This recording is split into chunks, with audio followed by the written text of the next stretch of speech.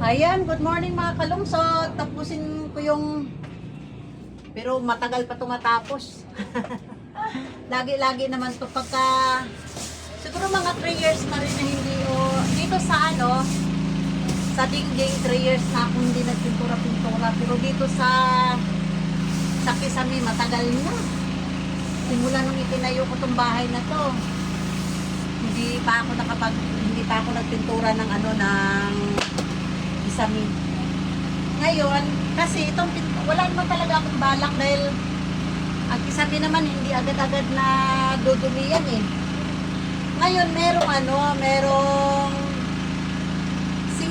single na tatay siya, isa yung anak niya. Dati kasi siyang nagbibisyo. So, iniwanan siya ng asawa niya, pinarehab siya. Ngayon nakalabas siya.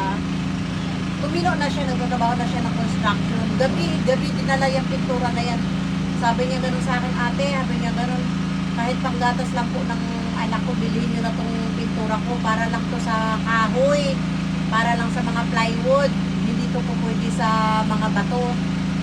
Tapos natimpla na to ate, i-apply mo na lang, sabi niya ganun, walang amoy, basta hindi to madaling mabakbak, magandang klaseng pang Kisame to, pang kahoy, sabi niya ganun sa akin. Sabi ko kung bibilin ko yan na pera ang hingin mo sa akin, hindi ko yan kukunin. Pero kung gatas ang ipabayad mo yan sa akin, dahil sabi mo para sa anak mo, kukunin ko yan. Pumayag siya, sabi niya, o sige ate, sabi niya ganun, bigyan mo lang ako ng pamasahe at saka gatas, okay na, sabi niya ganun. Ayun, kinuha ko. Ayun, napumpisa akong nagpintura kahapon sa mga kahoy. Okay naman siya. Yun nga lang, hindi siya white.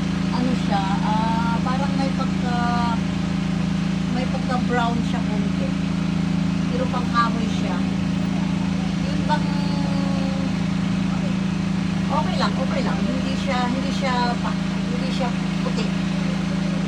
Ganito yung kulay niya, oh. Nakikita niyo ba? Hindi pa. Ayan, ganyan ang kulay niya. Ganyan ang kulay niya. Pero pag natuyo naman siya, okay naman siya tignan. Pangit lang siya tignan pagka basa pa. Pero kapag tsaka ako lang nagre-renovate dito sa bahay. Ako lang, yung kaya kong abutin, ako lang gumagawa. Maliban na lang pagka napapintura ako sa labas, hanggang second floor na, hanggang third floor, ayun, hindi na kumukuha na ako ng tao. Pero hanggang kaya kong abutin yung trabaho, talagang ako lang gumagawa. Kasi kagaya nito, November pa lang, di ba? Matatapos ko yan bago matapos ang taon. Hindi nga lang kasi siyempre, may tindahan din ako inaasikaso.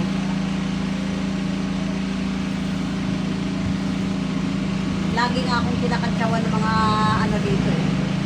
Hindi daw talaga sila nagkakapera sa akin. Hindi naman. Pero yung hindi ko kaya, sabi ko naman. Pero yung kaya ko, bakit ko pa iuutos? Wala din naman akong ginagawa.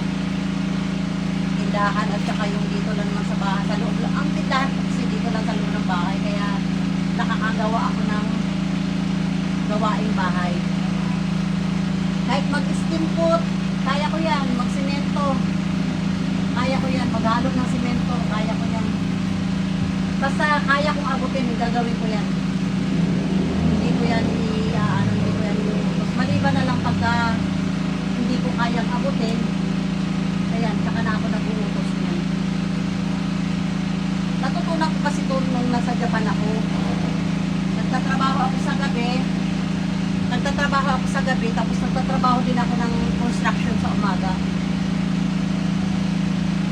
Kaya umiinit na ang ulo ko kapag sinasabi nila ng Japayuki, ganito. Pero wala man tayo magawa kasi may mga kababayan talaga tayong gumagawa na hindi maganda.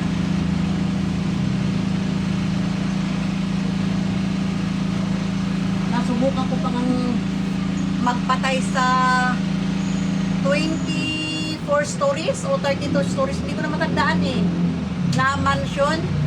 Ako ang inutusan ng boss namin na patayin ko yung bolt ng kuryente.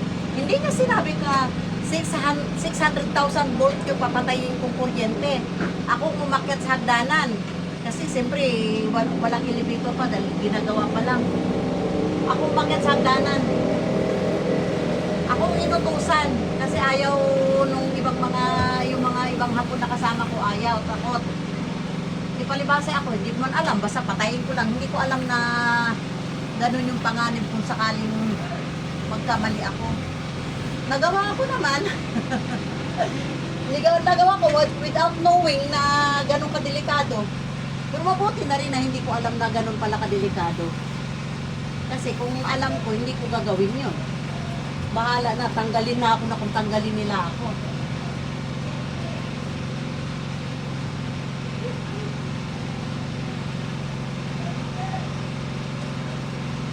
Ang ingay, hindi ko marinig kung may tao o may bibili sa tindahan. Diba, first coating pa lang yan, ang ganda na. Diba?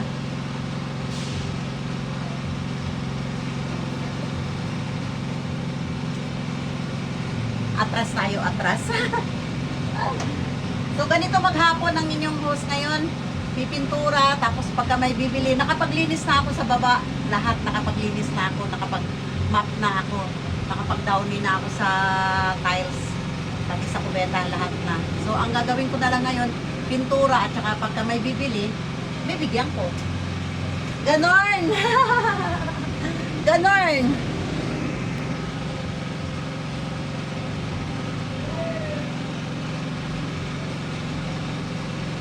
Kala ko may bumibili. Wala pa na. Kaya balik tayo.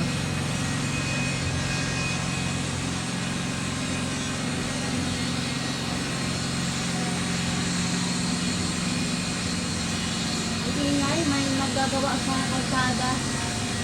Mga taga-munisipyo. Sigurado yan, ang ingay ng video ko niya yan.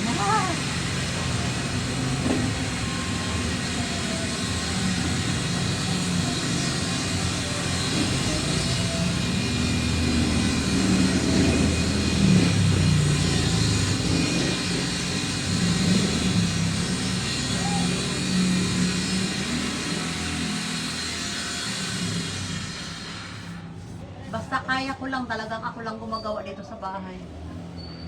Ayaw ko yung nag-uutos, tapos hindi ako kontento sa galaw. Kasi palibhasa yung ginagawa nila, alam ko, kaya medyo mabusisi ang inyong host. Oh, huwag kang gumalaw.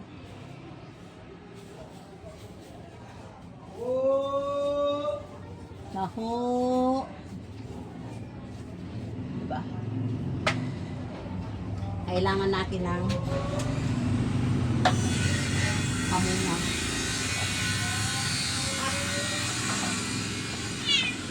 Oh! Alis dyan. Ano yan? Kala may bibili. Ayan, urong-urong tayo sandali. Bumaba ako dahil may bumibili.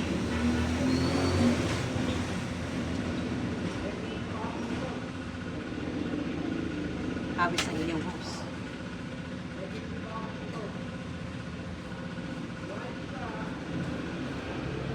Mayos ka ha. Mayos ka ha, sabi niya. So ayan. Pagkatapos nito, kisami sa kwarto ang isusunod ko.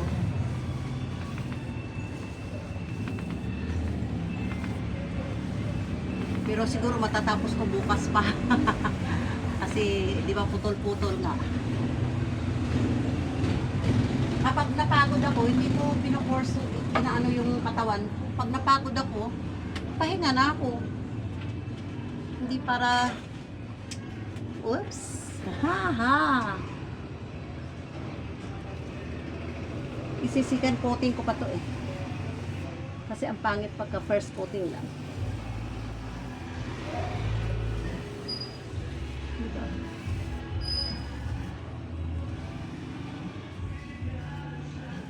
Pangit pagka first coating. Pagka natuyo na yan. Oy! Ay, ginoo ka.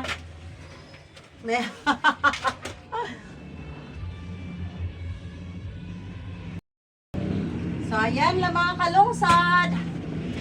Pag natuyo to, diba? Ang galing ng inyong host magpintura. Okay, ako din naman nagpintura nito dati eh. Pero ilang years ago na. Nakatatlong renovate na ako sa mga pader dito. Ngayon pa lang. Tsaka iniba ko yung color. Diba?